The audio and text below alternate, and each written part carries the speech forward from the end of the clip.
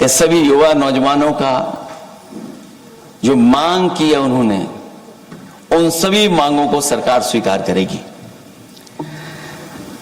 और सरकार ये भी स्वीकार कर लिया होगा कि कोई दल मजाक मजाक में बना तो कितनी बड़ा दल बन गया। जो कोई चीज मजाक से शुरू हुई वो कितना सीरियस हो गई, और इतना सीरियस हुई कि हमारी सरकार लोकतांत्रिक हो गई कि जो उनको धरने पे बैठने दिया। सरकार लोकतांत्रिक थी कि उन्हें धरने पर बैठने दिया।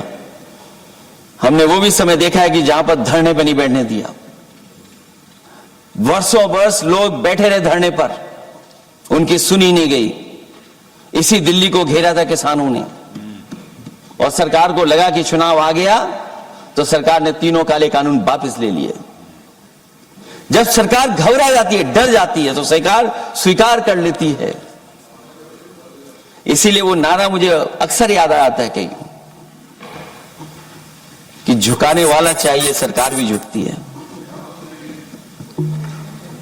जो विषय लाया गया है कि prevention of unlawful means act, सरकार को कम से कम ये बताना चाहिए था कि 2024 में जब ये लेकर के आए थे तो आज 2026 में कैसे पेपर लीक हो।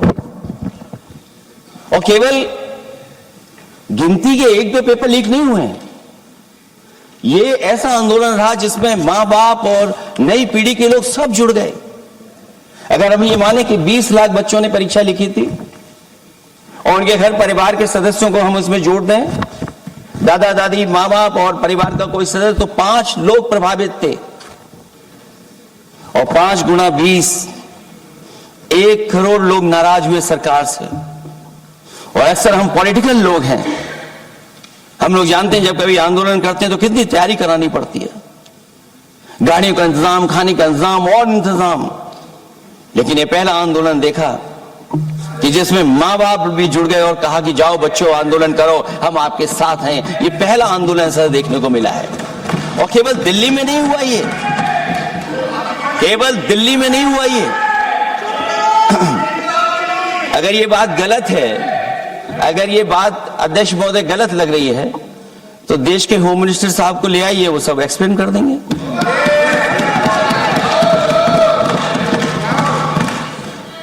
पहला आंदोलन जिसमें मां बाप ने साथ दिया, क्योंकि परीक्षा से कितना दुखी हैं लोग।